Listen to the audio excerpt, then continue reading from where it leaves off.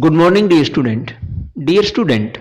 Current electricity में आज का जो हमारा टॉपिक रहेगा उसका नाम है टेम्परेचर डिपेंडेंस ऑफ रेजिस्टिविटी।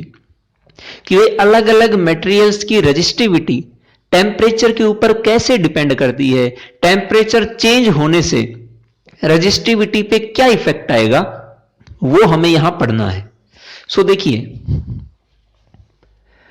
आप जानते हैं कि रेजिस्टिविटी जो होती है, we know that rho equals to m upon n e square tau. जहां पे इस एक्सप्रेशन में m तो मास है इलेक्ट्रॉन का, e चार्ज है इलेक्ट्रॉन पे, n नंबर डेंसिटी है इलेक्ट्रॉन की, मतलब number of electrons per unit volume, वो ये n है, और टाउ है एवरेज रिलैक्सेशन टाइम। ये चीजें हैं।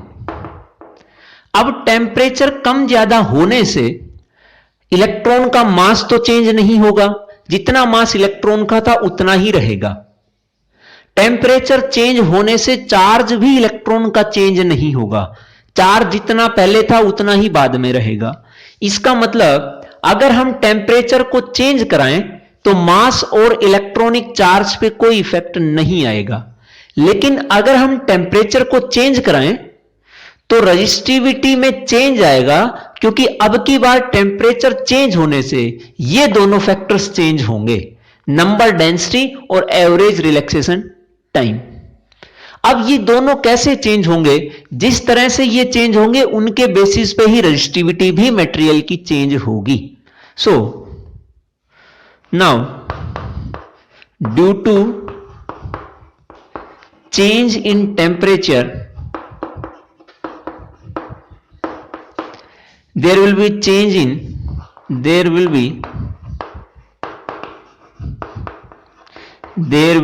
change in number density and average relaxation time।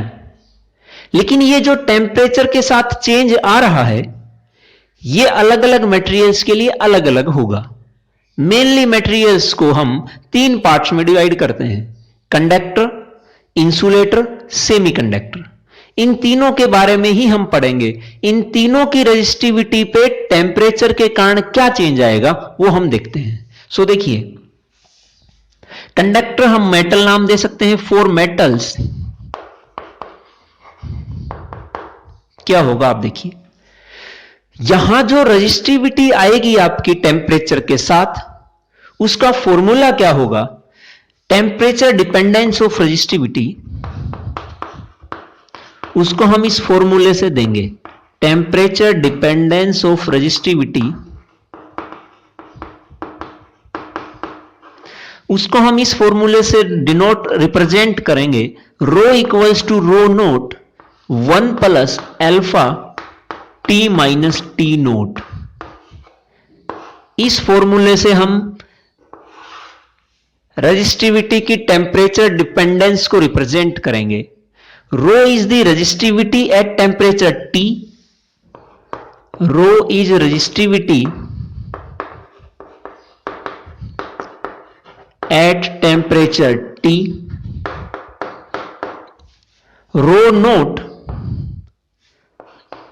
Is resistivity at temperature T not, और alpha is the temperature coefficient. ये जो अल्फा है, इस अल्फा का जो हम नाम देंगे वो अल्फा हमारे पास बनेगा temperature coefficient of resistivity. So alpha is temperature coefficient of resistivity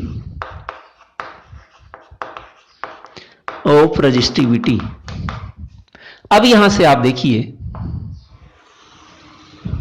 interesting और छोटा ही टॉपिक है, सो इस पे आप ध्यान रखिए। यहां से अगर हम अल्फा की वैल्यू निकाल लें तो अल्फा क्या आएगा देखिए, rho minus rho not equals to, rho not को इधर ले लिया, रो नोट को अंदर मल्टीप्लाई कराओगे तो यहां भी आएगा, ध्यान रखना। So rho minus rho not equals to यहां हमारे पास बचेगा rho not alpha T minus T not, alpha equals to rho minus rho not upon rho not, साथ में टी माइनस टी नोट, और ये कैपिटल टी हमने लिया है, सो यहां टी माइनस टी नोट। ये हमारे पास अल्फा की वैल्यू आएगी which is temperature coefficient of resistivity.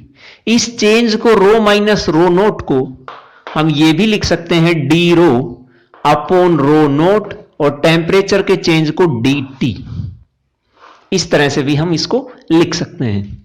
अब आप देखिए कि रेजिस्टिविटी मेटल की टेम्परेचर चेंज होने से कैसे चेंज होगी। मेनली रेजिस्टिविटी डिपेंड करेगी नंबर, डेंसिटी और रिलैक्सेशन टाइम पे।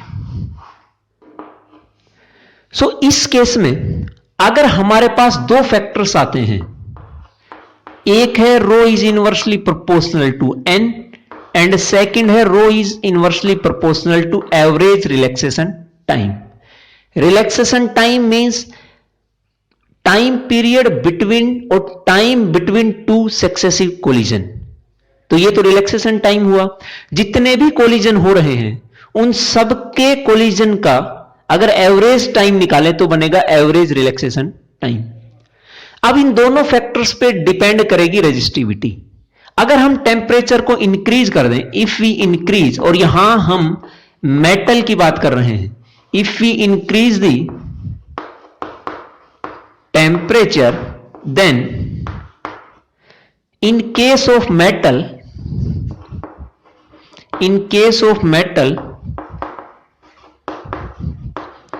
there will be negligible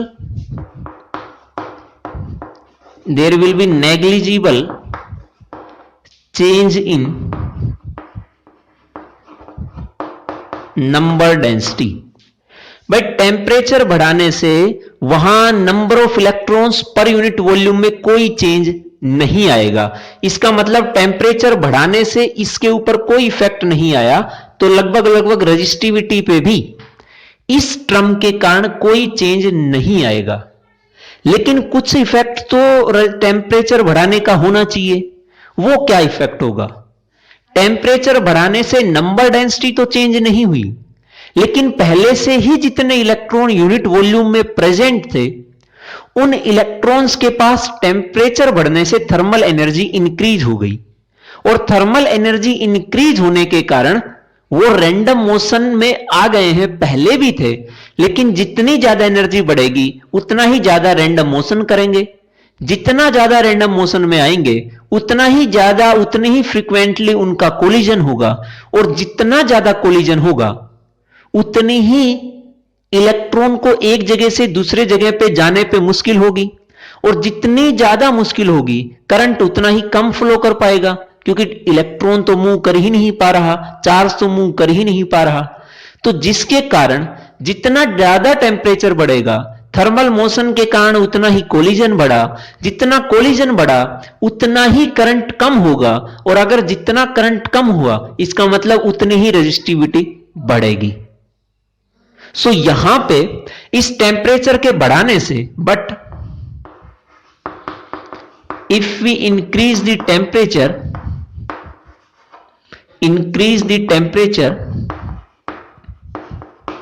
there will be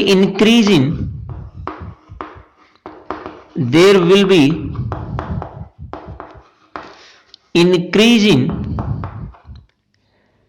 thermal energy of electron,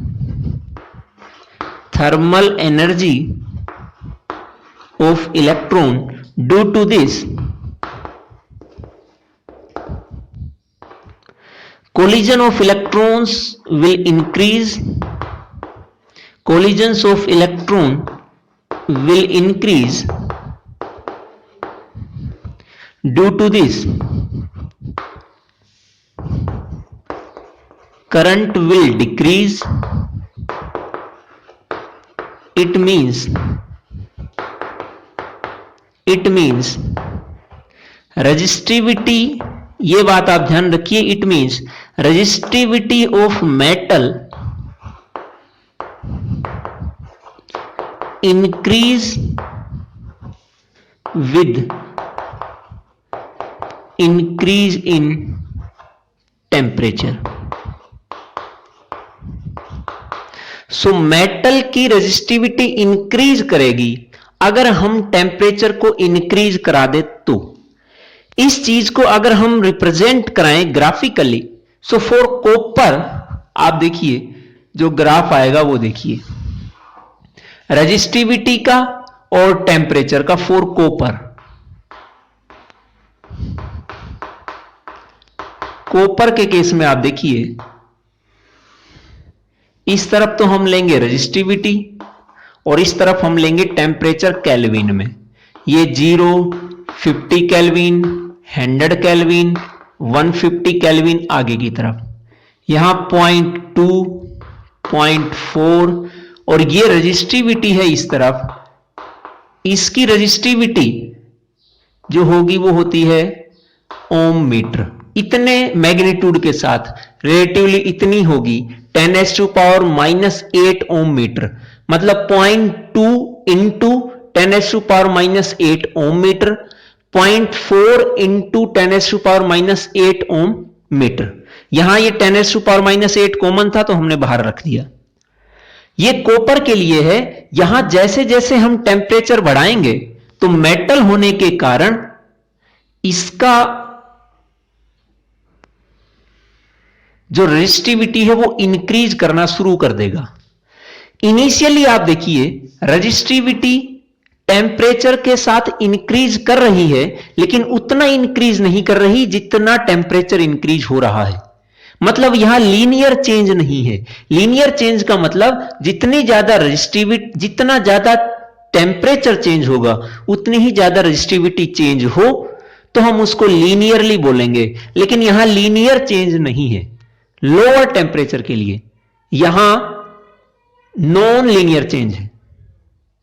सो यहां पे हम लिखेंगे for lower temperature, for lower temperature there is non linear, there is non linear change in resistivity. लेकिन जैसे ही temperature और बढ़ेगा, higher temperature पे जाके ये चेंज लगभग लगभग लीनियर होगा। आप देखिए, सो लोअर टेम्परेचर पे नॉन लीनियर, हायर टेम्परेचर पे लीनियर। लेकिन ये ध्यान रखिए टेम्परेचर लो हो चाहे हाई हो, रेजिस्टिविटी टेम्परेचर इंक्रीज होने से इंक्रीज होगी मेटल्स की। ये है अगर हम टेम्परेचर चेंज कराएं मेटल का तो उसका क्या इफेक्ट होगा। और ये हमने देख लिया temperature dependence of resistivity of metals. अब वापिस एक बार यहां पे आइए, ये जो अल्फा बच गया है यहां हमने लिख के छोड़ दिया, इसका क्या चक्कर है। इसमें आप देखिए अगर टेम्परेचर बढ़ने से रेजिस्टिविटी बढ़ेगी, T is the final temperature, T is the initial temperature. So यहां पे जब टेम्परेचर इंक्रीज हुआ तो रेजिस्टिविटी इंक्रीज हुई। इसका मतलब rho is greater than rho naught और T is greater than T naught. क्या ये क्वांटिटी पॉजिटिव, ये भी क्वांटिटी पॉजिटिव, इसका मतलब पूरी quantity positive. So temperature coefficient of resistivity is also positive. कब आया पॉजिटिव, जब रेजिस्टिविटी टेम्परेचर के साथ इंक्रीज कर रही है तब। सो फॉर metals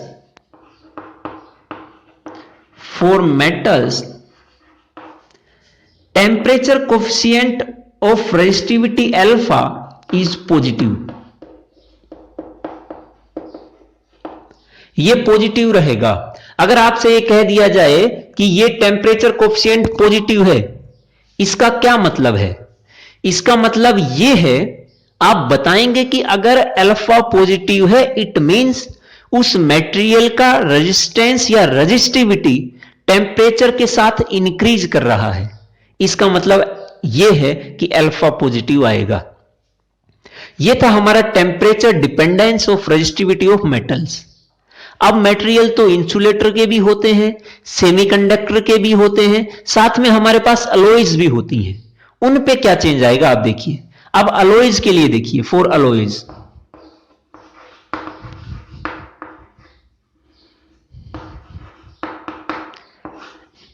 अलॉयज के केस में अलॉयज हमारी जैसे निक्रोम हो गई है, मैग्नीन हो गई है, इसकी स्पेलिंग आप देख लेंगे, और कॉन्स्टेंटन, ये सब हमारे पास अलॉयज होती हैं। अगर इन अलॉयज का हम देखें तो इन अलॉयज की रेजिस्टिविटी पे क्या इफेक्ट आएगा वो हमें देखना है। और इसके सबसे पहले हम निक्रोम पे देखते हैं, और ये स्पेलिंग आएगी MANAGANIN, मैग्नीन। सो यहां पे निक्रोम जो एक अलॉयज है, उस अलॉयज की रेजिस्टिविटी पे क्या इफेक्ट होगा वो आप देख लीजिए। सबसे पहले तो आप ये ध्यान रखिए कि यहां पे जो अल्फा होता है अलॉयज के लिए, वो अल्फा इंक्रीज करेगा, या हम ये कहें कि जैसे मेटल्स के लिए अल्फा पॉजिटिव था, वैसे ही अलॉयज के लिए भी अल्फा पॉजिटिव रहेगा। लेकिन यहां अल्फा की वैल्यू ज्यादा पॉजिटिव थी, अलॉयज के केस में अल्फा की वैल्यू पॉजिटिव रहेगी, लेकिन वो स्मॉल पॉजिटिव वैल्यू रहेगी। कहने का मतलब यहां टेम्परेचर बढ़ाने से रेजिस्टिविटी बहुत ज्यादा इंक्रीज होती है, लेकिन यहां टेम्परेचर बढ़ाने से रेजिस्टिविटी नेग्लिजिबल इंक्रीज करेगी, डिक्रीज तो करेगी ही नहीं, करेगी तो इंक्रीज, लेकिन बहुत बहुत बहुत स्मॉल इंक्रीज करेगी। मतलब हम यह कह सकते हैं कि वो चेंज नेग्लिजिबल होगा। अगर अलॉयज की रेजिस्टिविटी की हम बात करें तो so here alpha is positive but it is very small, but it is very small in value. सो यहां अलॉयज के केस में हमारे पास रेजिस्टिविटी इंक्रीज करेगी, लेकिन बहुत बहुत कम करेगी। इसी कारण से अल्फा की पॉजिटिव वैल्यू आई, लेकिन वो पॉजिटिव बहुत कम वैल्यू रहेगी। यही कारण है कि जो आप मीटर ब्रिज देखते हैं, जो आप पोटेंशियोमीटर देखते हैं, उनकी जो वायर होती है वो अलॉयज की बनी होती है। कारण क्या है? उसका कारण यही है कि अलॉयज की रेजिस्टिविटी टेम्परेचर चेंज होने से चेंज नहीं होती है, वो जितनी थी लगभग लगभग उतनी ही रहेगी। उसी कारण से हम उन पोटेंशियोमीटर और स्लाइड ब्रिज मीटर, या जो हमारा मीटर ब्रिज था, उस केस में हम कॉन्स्टेंटन, मैग्नीन या निक्रोम की वायर्स लेते हैं, क्योंकि उनकी रेजिस्टिविटी टेम्परेचर के साथ चेंज नहीं होती, नेग्लिजिबल चेंज होती है। अब अगर हम इनकी रेजिस्टिविटी को टेम्परेचर के साथ रिप्रेजेंट करें तो क्या आएगी वो आप देखिए। अगर निक्रोम की हम करें बात तो वो देखिए, निक्रोम के लिए फॉर निक्रोम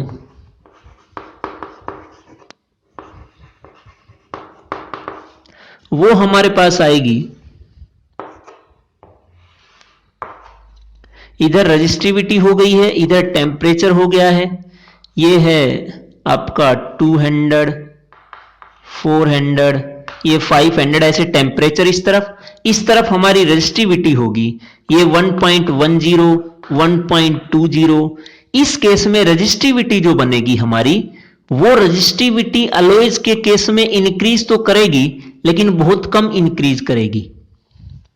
ये निक्रोम के लिए है। आप देखिए इस केस में टेम्परेचर कहां तक इंक्रीज हो गया है, ये केल्विन में है, लेकिन रेजिस्टिविटी 1.10 से 1.20 होने में कितना ज्यादा टेम्परेचर हमें चाहिए। यही कारण है कि यहां पे टेम्परेचर इंक्रीज करने से रेजिस्टिविटी नेग्लिजिबल चेंज आएगा इन केस ऑफ अलॉयज। अगर मैग्नीन की हम बात करें तो मैग्नीन में हमारे पास जो चेंज आएगा वो लगभग लगभग 0 के बराबर ही होगा, वहां हम 0 ही लिखेंगे। देखिए निक्रोम में तो थोड़ा चेंज हो भी रहा है। 4 MANG मैग्नीन, उस केस में ये टेम्परेचर, ये रेजिस्टिविटी, यहां तो थोड़ा चेंज हो रहा है लेकिन यहां बिल्कुल चेंज नहीं होगा और ऐसी लाइन हमें मिलेगी। इसका मतलब टेम्परेचर इंक्रीज कर रहा है लेकिन रेजिस्टिविटी की वैल्यू सेम रही, रेजिस्टिविटी चेंज नहीं हो रही है। सो ये था अलॉयज के लिए। अलॉयज में ध्यान रखिए कि अल्फा पॉजिटिव रहेगा लेकिन उसकी वैल्यू बहुत बहुत स्मॉल रहेगी। सो ये हमने मेटल और अलॉयज दोनों के लिए बात कर ली। अब आगे आते हैं हम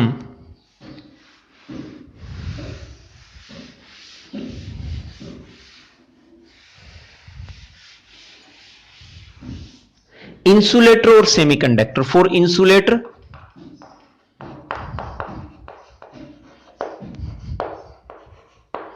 फॉर इंसुलेटर्स, इंसुलेटर के केस में यहां भी रेजिस्टिविटी, नंबर डेंसिटी और रिलैक्सेशन टाइम पे ही डिपेंड करेगी। लेकिन यहां देखिए इंसुलेटर के केस में फ्री इलेक्ट्रॉन्स तो होते ही नहीं है, तो फ्री इलेक्ट्रॉन्स लोअर टेम्परेचर पे नहीं थे। जैसे जैसे हम टेम्परेचर बढ़ाएंगे वैसे वैसे नंबर डेंसिटी इंक्रीज होगी। अगर नंबर डेंसिटी इंक्रीज होगी तो रेजिस्टिविटी कम होगी। अब आप कहेंगे कि अगर नंबर डेंसिटी इंक्रीज हो रही है तो उनके बीच का कोलिजन भी बढ़ेगा, कोलिजन भी बढ़ेगा, लेकिन इन दोनों में से अगर कोलिजन बढ़ेगा तो रिलैक्सेशन टाइम कम, रिलैक्सेशन टाइम कम तो रेजिस्टिविटी ज्यादा आनी चाहिए। तो इसके हिसाब से तो रेजिस्टिविटी ज्यादा, इसके हिसाब से रेजिस्टिविटी कम। अब दोनों में से कौन डोमिनेट करेगा यह डिपेंड करेगा कि रेजिस्टिविटी इंक्रीज करेगी या डिक्रीज। अगर नंबर डेंसिटी डोमिनेट करेगी तो रेजिस्टिविटी डिक्रीज, अगर रिलैक्सेशन टाइम डोमिनेट करेगा तो रेजिस्टिविटी इंक्रीज। और इन दोनों में से जो डोमिनेटिंग फैक्टर रहेगा दैट इज नंबर डेंसिटी। यहां पे नंबर डेंसिटी इलेक्ट्रॉन्स की बहुत ज्यादा इंक्रीज करेगी तो रिलैक्सेशन टाइम हमारे पास डिक्रीज होगा, लेकिन नंबर डेंसिटी बहुत ज्यादा अमाउंट में हमें मिलेगी, बहुत ज्यादा इलेक्ट्रॉन्स हमें मिलेंगे, जिसके कारण इन दोनों में से यह फैक्टर डोमिनेट करेगा और इसके कारण रेजिस्टिविटी डिक्रीज होगी। सो ध्यान रखिए कि यहां पे हमारे पास in case of insulator resistivity decreases with increase in time, with increase in time। भाई मेटल के केस में नंबर डेंसिटी तो चेंज नहीं होती थी, रिलैक्सेशन टाइम डोमिनेट कर रहा था जिसके कारण रेजिस्टिविटी इंक्रीज हुई। इस इंसुलेटर के केस में रिलैक्सेशन टाइम डोमिनेट नहीं करेगा, ये नंबर डेंसिटी डोमिनेट करेगी और उसके कारण रेजिस्टिविटी आप देखिए डिक्रीज होगी। सो इंसुलेटर के केस में टेम्परेचर बढ़ाने से हमारे पास, ये टाइम नहीं टेम्परेचर, हमारे पास रेजिस्टिविटी की वैल्यू डिक्रीज होगी। सो यहां अगर टेम्परेचर के साथ रेजिस्टिविटी इंक्रीज होती थी तो अल्फा पॉजिटिव, डिक्रीज होगी तो अल्फा नेगेटिव आएगा। So insulator alpha is negative, for insulator alpha is negative. ये आप कहां से देख सकते हैं, आप देख लीजिए, यहां मैंने टेम्परेचर बढ़ाया तो रेजिस्टिविटी बढ़ाई थी, लेकिन इस केस में रेजिस्टिविटी डिक्रीज करेगी टेम्परेचर बढ़ने से, लोअर टेम्परेचर पे रेजिस्टिविटी ज्यादा, हायर पे रेजिस्टिविटी कम।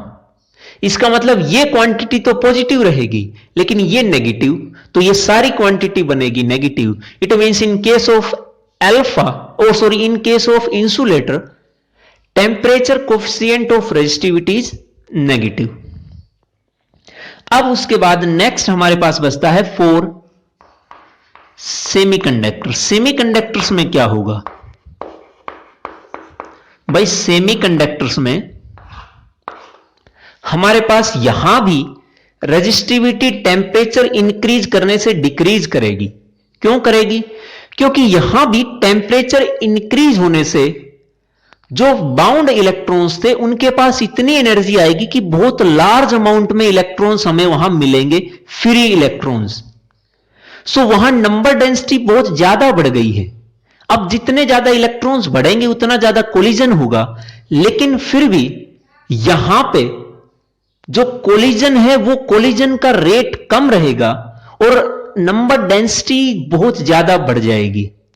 सो यहां भी जैसे इंसुलेटर में एवरेज रिलैक्सेशन टाइम तो डिक्रीज रहेगा, लेकिन नंबर डेंसिटी इंक्रीज होने से रेजिस्टिविटी डिक्रीज हो गई थी।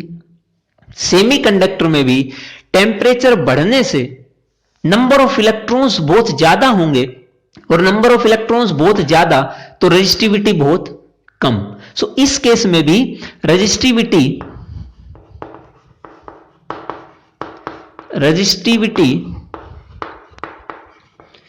decreases with increase in temperature। और अगर रेजिस्टिविटी टेम्परेचर इंक्रीज होने से डिक्रीज होती है, इसका मतलब यहां भी अल्फा इज नेगेटिव, यहां भी टेम्परेचर कोफिशिएंट नेगेटिव ही हमारे पास रहेगा। अब थर्ड केस हमारे पास आता है, इसी केस में सेमीकंडक्टर हमारे पास होते हैं जर्मेनियम, सिलिकॉन, कार्बन, ये हमारे पास सेमीकंडक्टर्स होते हैं। और इन सेमीकंडक्टर्स में रेजिस्टिविटी डिक्रीज होती है टेम्परेचर इंक्रीज होने से। अगर हम इसको ग्राफिकली रिप्रेजेंट करें तो वो हमारे पास आएगा ये रो, ये टेम्परेचर। यहां लोअर टेम्परेचर पे रेजिस्टिविटी ज्यादा होती है। क्यों होती है? क्योंकि टेम्परेचर कम तो नंबर डेंसिटी भी कम, नंबर डेंसिटी कम तो इनवर्सली होने के कारण रेजिस्टिविटी ज्यादा। सो लोअर टेम्परेचर पे रेजिस्टिविटी ज्यादा, लेकिन जैसे जैसे टेम्परेचर बढ़ेगा वैसे वैसे रेजिस्टिविटी डिक्रीज होती आएगी। और रेजिस्टिविटी डिक्रीज हो रही है, इसका मतलब वहां नंबर डेंसिटी इलेक्ट्रॉन्स की बढ़ गई है, और नंबर डेंसिटी बढ़ने से ही रेजिस्टिविटी हमारी डिक्रीज होती है।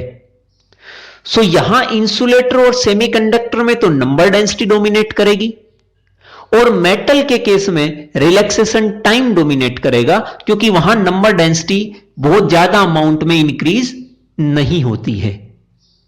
यह था हमारा टेम्परेचर डिपेंडेंस ऑफ रेजिस्टिविटी आज का टॉपिक। इंटरेस्टिंग टॉपिक है, इसको आप करिए अच्छे से, और ये ध्यान रखिए कि किसकी रेजिस्टिविटी इंक्रीज होगी, किसकी रेजिस्टिविटी डिक्रीज होगी। सो इसको करिए, मिलते हैं नेक्स्ट लेक्चर में। Thank you.